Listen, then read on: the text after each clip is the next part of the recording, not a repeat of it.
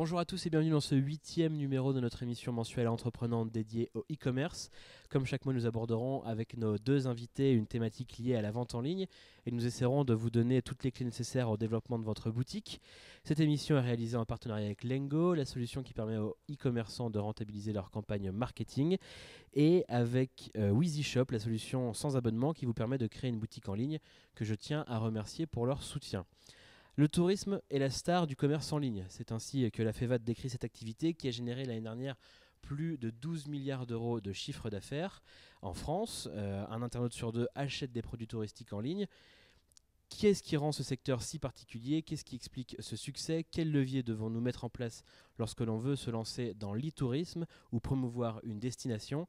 C'est à ces questions et à beaucoup d'autres que nous allons essayer de répondre aujourd'hui avec nos deux invités, à commencer par Aurélie Pénaud, directrice marketing et commerciale du Voyage à Nantes. Bonjour Aurélie. Bonjour. Alors, est-ce que vous pouvez nous expliquer rapidement ce qu'est le Voyage à Nantes? Alors, le Voyage à Nantes, c'est une structure qui a été mise en place il y a maintenant 2 ans pour promouvoir le tourisme sur la destination nantaise. C'est une structure qui en a regroupé 3.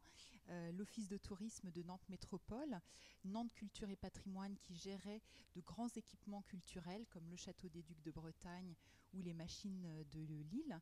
Et puis enfin l'activité Estuaire, cette biennale d'art contemporain qui verra sa 3e édition cet été et qui laissera dans le paysage nantais, entre Nantes et Saint-Nazaire, un parcours d'œuvres contemporaines à visiter toute l'année. Très bien, merci beaucoup d'avoir accepté mon invitation. Et nous recevons également Nicolas de Dianous, responsable marketing de monnuage.com. Bonjour Nicolas. Bonjour Simon. Alors, même question, est-ce que tu peux nous présenter rapidement Mon Nuage? Alors Mon Nuage, c'est une société qui a 5 ans, qui est à la fois un réseau social, le réseau social des voyageurs, puisqu'on est présent aujourd'hui dans 7 pays et en 6 langues. En fait, on permet aux gens de partager leur expérience de voyage, leurs photos de voyage, et toutes ces expériences de voyageurs et d'internautes permettent de former un guide de voyage géant à partir donc des expériences réelles vécues par des gens qui ont vraiment voyagé. Tout ceci orienté en 4 catégories: à voir, à faire, ou manger, ou dormir, dans tous les pays du monde et en français, et gratuitement. Comment on vit? Eh bien, c'est notre 2e activité. On a une activité donc d'agence de communication et d'accompagnement spécialisée dans les réseaux sociaux et le tourisme. Et donc on travaille avec le Voyage à Nantes pour le succès de l'opération auprès des ambassadeurs, donc les blogueurs, les vidéastes, les photographes, sur les réseaux sociaux, et bien sûr sur les principales plateformes sociales que sont Facebook, Twitter, Instagram et autres, pour le succès du Voyage à Nantes en 2012 et après.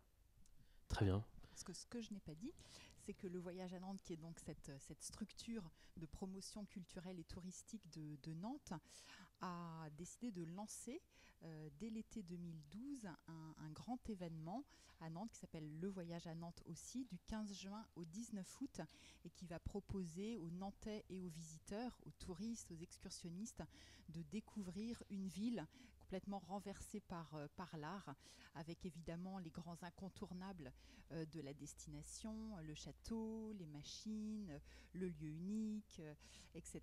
Mais aussi de créer beaucoup de propositions nouvelles dans l'espace public, des œuvres d'art, des interventions d'artistes, des lieux de convivialité, des lieux de vie, une programmation culturelle intense tout l'été qui fera appel à l'ensemble des structures culturelles nantaises.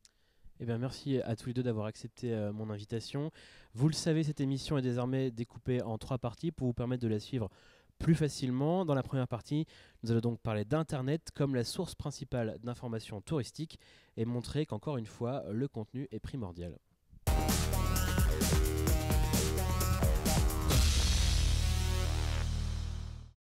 Alors, dans son dernier rapport, la Fédération de l'e-commerce et de la vente à distance, qu'on connaît sous le nom de la FEVAD, indiquait qu'Internet était la première source d'information en matière de tourisme, loin devant l'agence traditionnelle, par exemple. Et d'ailleurs, c'est vrai pour tous les âges, pas seulement pour les jeunes ou ceux qui sont habitués à utiliser Internet. Alors, ma première question est assez simple, en tout cas, c'est simple de la poser. Pourquoi, d'après vous, Internet est désormais l'endroit privilégié pour s'informer sur le voyage? Nicolas? c'est pas nouveau, mais c'est vrai que c'est en forte croissance. Je lis mes chiffres. 82% des Français vont utiliser Internet en 2012 pour préparer leur voyage, donc c'est énorme, c'est 30% de plus qu'en 2009.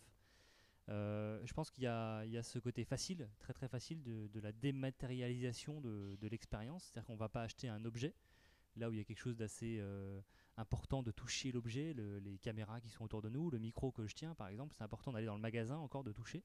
Donc la dématérialisation facilite beaucoup l'accès à l'information et par conséquent il y a de moins en moins de barrières d'acheter, de s'informer sur du voyage en ligne. Alors, qu'est-ce qui est venu en premier? Il y a eu une grande offre touristique sur Internet et donc les gens, naturellement, se sont tournés vers Internet pour avoir des informations. Ou est-ce qu'il y avait une forte demande des internautes il y a déjà quelques années, peut-être une dizaine d'années, et donc les destinations ont voulu y répondre? Qu'est-ce qui explique en fait cette forte présence du voyage sur Internet? Je vais introduire Aurélie là-dessus sur ça parce que je pense que les offices de tourisme et les destinations et le tourisme en général a toujours été pionnier au niveau technologique. C'est le tourisme qui a été le premier à lancer des applications mobiles, c'est le tourisme qui a été le premier à faire des sites internet. Donc là-dessus, je pense qu'il y a toujours une volonté de la part des offices de tourisme de se lancer sur ce qui est nouveau et d'avoir la meilleure vitrine possible. Comme le disait Nicolas, déjà le tourisme c'est un bien immatériel. Donc la chaîne logistique de la vente sur Internet, la promotion sur Internet, c'est très facile dans nos métiers. Et le tourisme a toujours énormément travaillé sur l'image. Avant Internet, on faisait des belles plaquettes, des belles photos, des belles vidéos, des beaux films. C'était déjà voilà, l'image était déjà un segment très très investi par les destinations et par les professionnels du tourisme. Donc quand Internet est arrivé, on s'est engouffré immédiatement dans Internet. Au départ, on a fait des sites qui ressemblaient à nos plaquettes. Toujours, on montrait des belles photos, etc. Et puis on s'est rendu compte très vite que cela ne suffisait pas et que les internautes avaient aussi besoin de services, avaient besoin d'aller plus loin dans leur recherche d'informations, etc. On est passé à la gestion des bases de données, ce qu'on savait très bien faire dans nos offices de tourisme. On était habitué à brasser des listes d'hôtels, de sites à visiter, etc., etc. Et Internet, c'est vrai, nous donnait l'outil finalement pour organiser ces bases de données, les mettre directement disponibles à l'internaute, aux visiteurs. Et puis très, très naturellement, on est passé ensuite au service, à la réservation, à aller jusqu'au bout en fait de la démarche de conseils, d'informations de nos visiteurs, de nos publics. Donc les destinations ont été proactives, elles n'ont pas attendu forcément une demande des voyageurs et des internautes, mais elles ont tout de suite proposé des services qui ont ensuite séduit en fait les internautes, c'est ça? Ou pas, puisque je pense que le tourisme aussi s'est lancé sur Second Life, par exemple, qui est un échec retentissant. Il y a beaucoup de destinations qui s'étaient lancées dessus. Donc le tourisme explore des nouveaux lieux et puis bien sûr et du coup en première ligne sur les lieux de succès aujourd'hui comme bien sûr les réseaux sociaux, les blogueurs, la vente en ligne. Donc c'est vraiment on est au cœur de l'émission d'aujourd'hui. Le tourisme aujourd'hui est le premier panier moyen de l'internaute, quasiment 2 fois devant la high-tech. Donc un panier moyen de touristes autour de 250-300 euros en moyenne en France, contre 150 euros pour un panier moyen d'high-tech, c'est quand même un gap énorme. Donc je pense on est vraiment sur une dynamique avant-gardiste depuis le début. Et puis on est aussi dans une société de loisirs. C'est-à-dire que le tourisme, les loisirs, c'est aussi devenu une préoccupation majeure. Et même en temps de crise, on le voit très bien cette année, en 2012, dire au moment où c'est pas facile, il y a des restrictions budgétaires, etc. Eh bien le tourisme, le loisir, ça reste un des postes de dépenses les plus importants. C'est-à-dire que les gens vont sacrifier sur autre chose, sur des équipements lourds, sur de l'habillement, voire même sur de l'alimentation, mais pour préserver le budget vacances et le temps passé aux vacances. Donc c'est devenu une véritable préoccupation en fait voilà, des gens. Alors que veulent savoir les voyageurs quand ils vont sur Internet? Quelles sont les informations vraiment qu'ils cherchent et qui sont indispensables pour eux quand ils préparent leur voyage ou quand ils veulent acheter du voyage sur Internet? Qu'est-ce qu'ils viennent chercher ces voyageurs?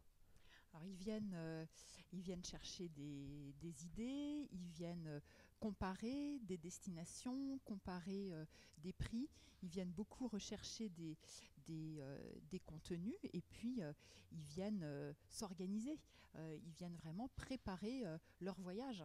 Et tous les outils qu'on met à leur disposition, ça sert finalement à ça, à les orienter dans leur choix et puis à trouver la meilleure période, le bon plan, le meilleur hôtel, selon leurs critères, bien évidemment. Et c'est vrai pour toutes les destinations, pour tous les types de voyages, où on sent qu'il y a quand même voilà, certains types de voyages ou certaines destinations dont on se sert plus d'Internet. Je pense que ça dépend surtout de l'envie du voyageur. Il y a des gens qui sont en totale phase d'inspiration, donc c'est là que nous on est assez fort. Notre positionnement c'est vraiment sur l'inspiration, c'est-à-dire que je sais que quelqu'un qui a envie de se faire un petit week-end, il va pas du tout regarder le Mexique ou la Thaïlande. Il va regarder, il va se laisser porter par des destinations Grand Ouest, peut-être Paris, peut-être le Sud-Ouest. Enfin voilà, il va aller se promener sur ce qui est proche et accessible pour lui, notamment au niveau financier. Mais il va aussi être influencé de plus en plus par le web social. C'est-à-dire qu'aujourd'hui, il y a beaucoup de touristes qui rentrent par la porte de Facebook ou de Twitter pour se laisser influencer et convaincre par une offre très exceptionnelle ou un événement incontournable ou incroyable comme le voyage à Nantes. Et je pense qu'aujourd'hui, il y a beaucoup de gens qui ont découvert depuis 1 mois, 2 mois, le voyage à Nantes depuis qu'on commence à en parler et qui savent qu'au 15 juin, il va se passer quelque chose d'assez fort. Et par conséquent, le choix peut aussi se faire sur ce genre d'opportunités créées par l'événementiel en fait.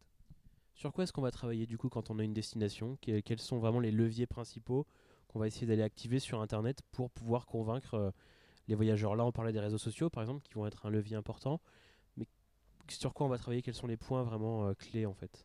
La première chose que l'on a travaillé, nous, c'est déjà notre site. C'est vraiment le contenu sur le site. En visant, on a énormément simplifié, clarifié, vraiment rester sur le cœur du sujet, venir s'organiser, visiter les basiques pour que immédiatement l'internaute s'y trouve l'information tout de suite. Donc, ça, c'est le point central de votre action sur Internet. C'est le site du voyage à Nantes. Oui, c'est le site, c'est son contenu, c'est la richesse, c'est la profondeur du contenu, c'est la place de l'image dans ce site. Aujourd'hui, l'image, ça fait à peu près 2/3 des contenus de nos sites internet. Alors évidemment, la construction du site, c'est quelque chose qui nous occupe énormément. Sa réactivité par rapport à l'actualité, être toujours up-to-date avec vraiment la dernière info sur le programme, etc. C'est très très très important, un site qui soit complètement en résonance tout le temps avec l'actualité de la destination. Mais une fois qu'on a fait ça, il faut évidemment créer le trafic vers ce site internet. Et pour cela, le levier, peut-être le premier, en tout cas celui auquel on est très très attentif, c'est le référencement naturel d'abord du site et puis le référencement un peu assisté. On a fait des campagnes de Google AdWords, etc.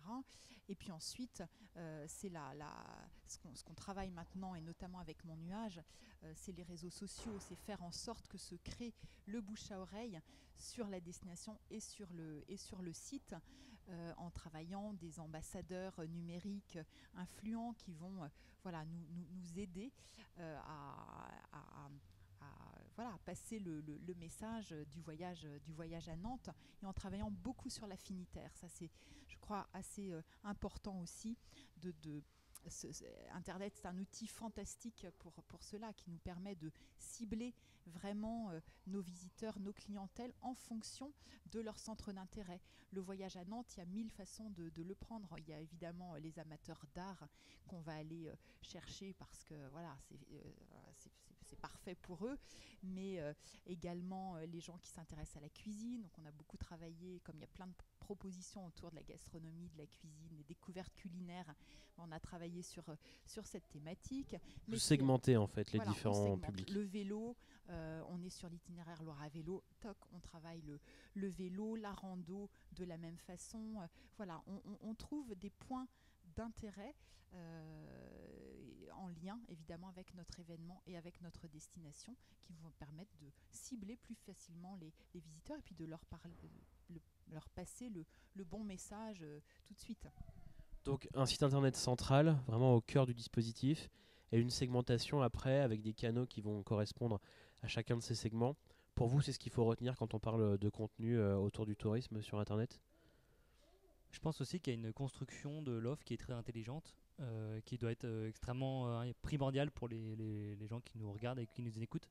Euh, Quand on crée un site e-commerce, et finalement le voyage à Nantes en est un aussi, on doit d'abord s'intéresser quand même avant de s'intéresser aux réseaux sociaux, avant de chercher des ambassadeurs, comme disait Aurélie, vraiment de structurer son offre et d'avoir bien sûr une vitrine superbe et bien réussie, comme le voyageanante.fr, mais aussi toute une infrastructure, une logistique arrière, c'est-à-dire une offre commerciale claire, bien présentée.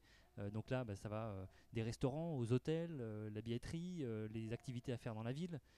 Ça va aussi bien sûr tous les partenaires. Donc il faut bien imaginer ça. Là, on est dans le tourisme, mais il faut bien imaginer ça pour, je sais pas, C'est vrai une pour boutique, tous les produits. voilà, une ouais, boutique ouais. en ligne de vêtements.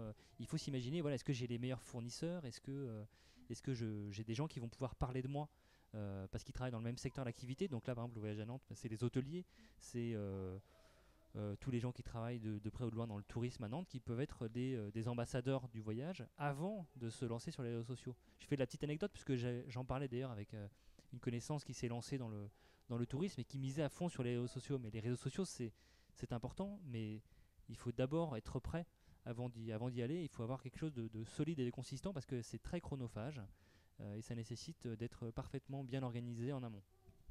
Donc évidemment, bien réfléchir et bien travailler sur son produit Voilà, avant de vouloir le vendre. exactement. Oui, et savoir bien à qui il s'adresse et voilà, l'avoir bien positionné parce que sinon on peut se planter très très très vite si on essaye de placer à tout prix un produit mal positionné en prix ou en cible, ça passe pas. On a aussi développé des pages dédiées aux jeunes avec vraiment des sélections d'hébergements adaptés. Dans l'offre du voyage à Nantes, on a aussi poussé ou mis en avant des offres dont on sait qu'ils vont être spécialement friands, les croisières clubbing, etc. Voilà, on a mis en avant le camping, l'auberge de jeunesse. Voilà. Euh, voilà, on a vraiment essayé de répondre aussi aux envies et puis aux typologies de clients, quoi. Ouais. En tout cas, voilà, bien réfléchir son produit, c'est important parce que le tourisme, c'est un produit spécifique. Et justement, dans la deuxième partie de cette émission, nous allons voir toutes les spécificités de ce produit et comment est-ce qu'on va les retrouver du coup derrière sur Internet.